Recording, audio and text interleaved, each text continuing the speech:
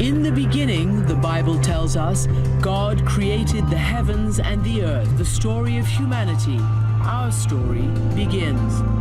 God created a man and a woman and gave them a perfect place to live, a garden called Eden. Bible historians just made one of the most remarkable discoveries in modern history, the lost book of Adam and Eve. Scholars have struggled to determine the location and content of the original manuscripts for thousands of years. With this discovery, the search can finally be declared over. But more importantly, the long-lost message to all believers is finally here. What message does the book hold for our time? And why was it hidden for so long? Join us as we break down the terrifying secrets inside this lost book. Discovery of the lost book of Adam and Eve. High up in the mountains of Ethiopia, something incredible has been found inside a quiet old monastery, a complete copy of the Book of Adam and Eve. The collection at the British Library includes one of the world's greatest books, as a work of art, as an achievement in book craftsmanship, and as a sacred text. Within it lie surprising challenges to Christian orthodoxy, and a unique insight into the religion's early history. According to historians, the manuscript is part of the Ethiopian Bible, written in its original form, and it contains stories that most people have never heard before. What's inside isn't just about the first days of humanity. Some of it is strange, intense, and honestly a bit unsettling, with warnings and prophecies that feel like they could be talking about the world we live in right now. The monks who lived in the Ethiopian mountains followed a tradition of care so strict that each manuscript was treated like a living treasure. They wrapped the pages in cloth to protect them from dust and sunlight, kept them in dry storage rooms carved into rock, and made sure only trusted hands ever turned the pages. We can't wait to break down the full details of the ancient manuscript, but just before that, let's talk about the shocking discovery and the meticulous guardians who made it possible. The monks took great care of these manuscripts for thousands of years, passing them on from one generation to another. Because of this care, many works that disappeared elsewhere in the world survived in Ethiopia as if time had passed them by. But don't forget the role that the Ethiopian Bible played in all of these. It is not the same as the Bible most people know. It contains more books, more stories, and more history than the Western canon, including stories that were excluded from the Bibles used in Europe and the Americas. Some of these writings come from traditions older than many church councils that decided what would stay and what would be left out. For Ethiopians, these books are not extra pieces of history. They are part of the whole story of faith, and they have been kept for generations, read in the ancient language of Ge'ez, which is still used in church services today. It was in one of these monasteries, far from paved roads and electricity, that researchers recently made the discovery that sent ripples across the world of biblical history. In a small, dim room lined with wooden shelves, they found an untouched Ge'ez manuscript. The air was dry, the pages were stiff but intact, and the ink had kept its deep black color. We're getting our first look at a remarkable piece of Middle Eastern history in addition to the Dead Sea Scrolls. Fragments of biblical script and other writings were found recently in a cave by Israeli archaeologists. The book had been sitting there for what seemed like centuries, unseen and unread, waiting for someone to recognize it. When its cover was opened and the text inside examined, the scholars realized they were looking at something extraordinary. The complete book of Adam and Eve, preserved in full. Many versions of this book have survived only in fragments, often passed down through translations in Arabic, Latin, or other languages. But here was a complete form, written in the original Ethiopian script, with passages that have never been seen in other copies. The scholars who first examined it described the moment as one that would stay with them forever. It was not only the presence of the book that shocked them, but also its condition. The manuscript was bound in leather, with stitching that had held firm despite the passing of centuries. The parchment is made from animal skin, and has resisted decay thanks to the careful storage and the stable climate of the monastery's stone walls. It was not perfect. Some corners were worn, and the edges showed the marks of time, but it had survived with a clarity that allowed every word to be read. But it wasn't all rosy for the team. The lengthy process involved in translating the content of the book will surprise you. Keep watching to learn more. We mentioned earlier that the books were written in Ge'ez. Ge'ez is a language that few people outside Ethiopia can read fluently, so a team of experts in ancient Semitic languages was brought together. They worked line by line, preserving the original meaning while making the text accessible to a wider audience. The translation revealed that this manuscript was not just another copy. It contained phrases, scenes, and descriptions not found in other versions of the Book of Adam and Eve, giving a fuller picture of the story. As the team continued, they began to notice links between this Ethiopian text and other ancient writings from Egypt and Syria. According to experts who reviewed the work, the connections were too detailed to be a coincidence. Historians quickly understood that this was more than just a religious curiosity. The discovery opened a door into the mindset of early faith communities and the ways they understood the struggle between humanity and spiritual forces. The fact that this manuscript carried details never seen before made it a vital piece of historical evidence.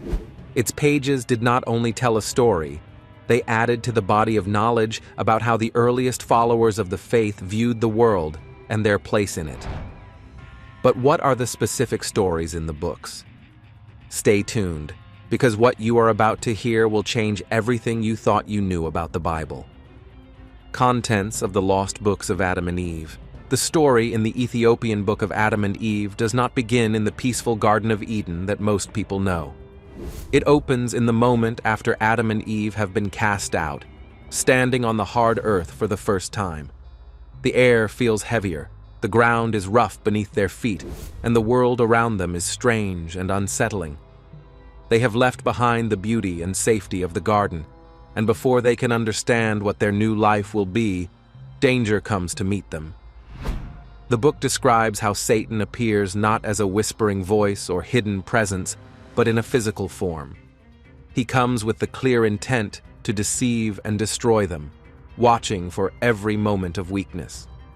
His first goal is not to frighten them openly, but to twist their trust, to make them doubt the one who made them, and to lure them into choices that will bring even more harm. The trials they face are harsh from the start. The book tells of hunger so deep that their bodies weaken, of attempts by Satan to poison their food and water, and of traps set to make them turn on each other. It does not paint these events as gentle tests, but as raw and painful struggles for survival. There are moments when they nearly give in, when they feel that the burden is too heavy to carry. The text does not shy away from showing its fear and confusion, making it clear that life outside the garden is a fight against more than just the natural elements. Well, the garden is depicted as an orchard. God gives them this wonderful orchard, tells them they can eat all the fruit they want.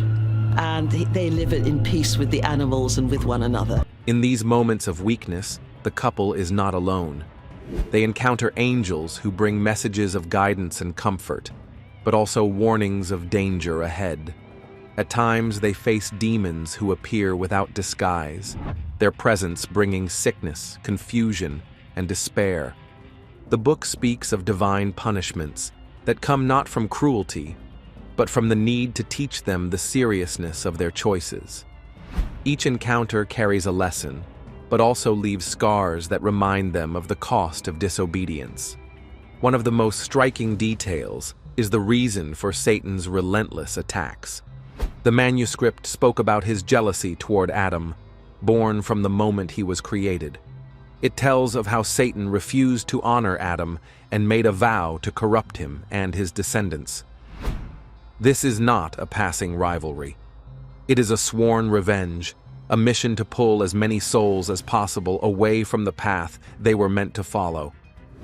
This promise of vengeance runs through the entire text, shaping every act of deception and aggression. That is not all. With no home to return to, Adam and Eve made their shelter in caves. The book describes their grief vividly, telling of days spent in tears, of nights filled with sorrow, and of their constant pleas for mercy. They pray for forgiveness, not only for themselves, but for the generations that will come after them. The caves become both a refuge and a prison, a place where they are hidden from the immediate danger, yet constantly aware that it waits outside. Satan's methods are not limited to force. The text describes him changing his form, appearing in ways meant to trick the couple into trusting him. On one occasion, he disguises himself as an angel of light, his appearance so convincing that Adam nearly falls into his trap. This part of the book is written with a sense of urgency, warning that evil will often look like good, and that the most dangerous lies are the ones wrapped in beauty.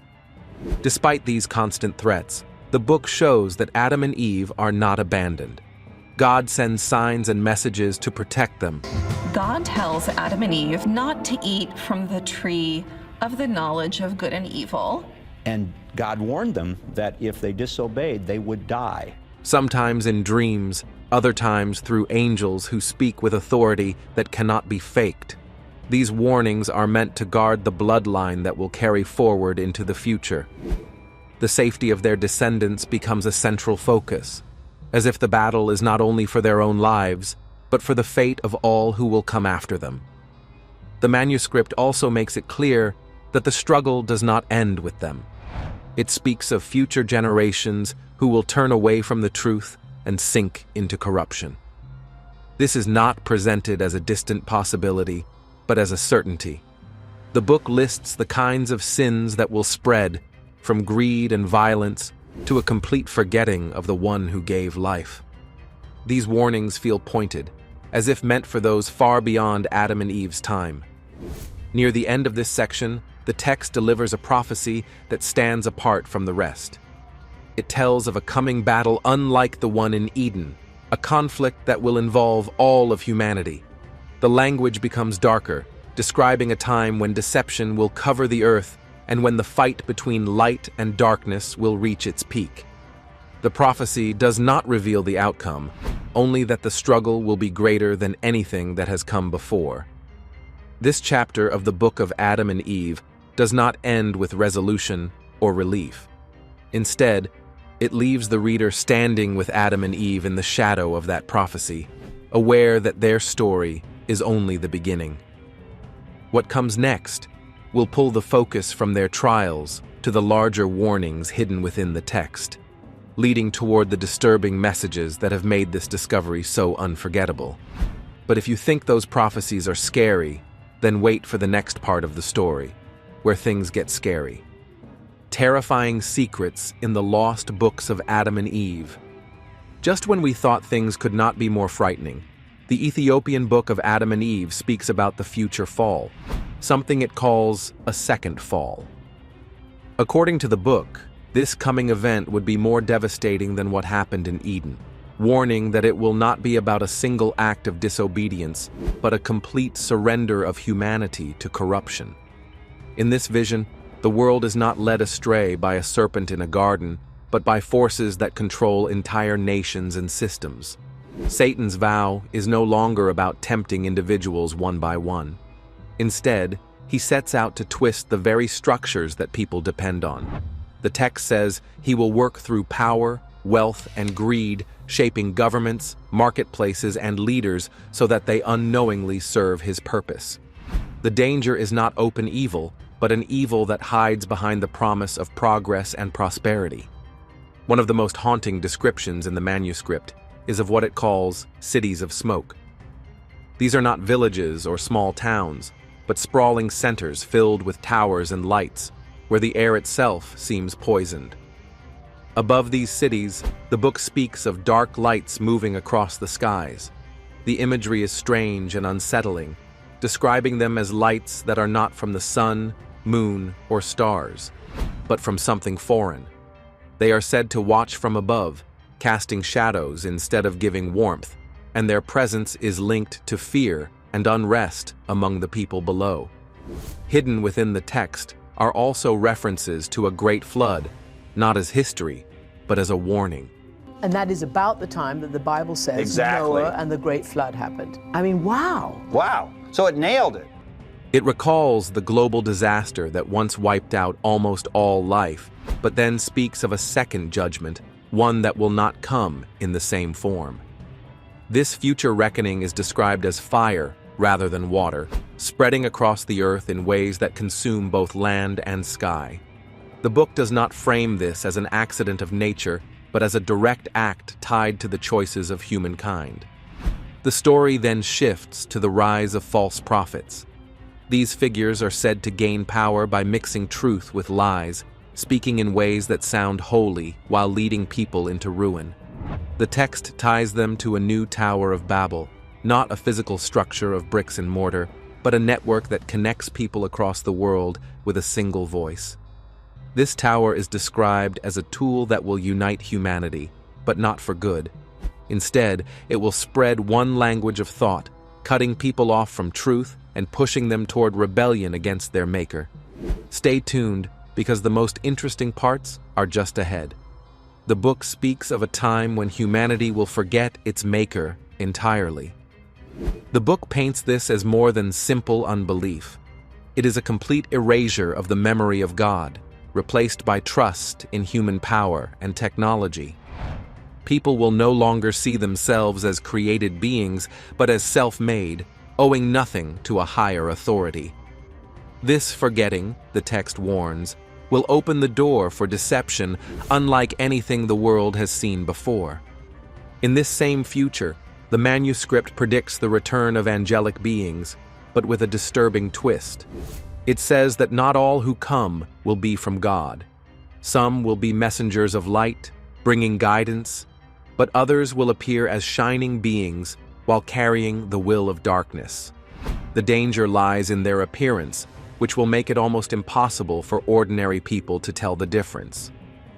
The book also speaks of something called the Final Scroll. Historians believe that the Final Scroll is a sealed record that will be opened only in the last days, revealing truths that have been hidden since the beginning of the world. The scroll will not just reveal information, but will set events into motion, marking the start of the final conflict between light and darkness. One verse in the manuscript is particularly unsettling to modern readers. It speaks of a power that will see every action, hear every word, and know every thought of the people, keeping a record that cannot be erased. While written in ancient language, the description has led some scholars to note its shocking resemblance to global surveillance and digital tracking in the modern world. The connection between this ancient warning and the realities of constant monitoring has become one of the most debated aspects of the discovery. By the time this part of the book ends, it is clear why the warnings are being called uncomfortably relevant. They are not vague or distant visions, but images that feel close, as if they could be happening already. We have come to another interesting question. How should believers respond to these prophecies? Stay with us to find the answer and more. In Ethiopia, church leaders are asking people to handle this ancient book with deep respect.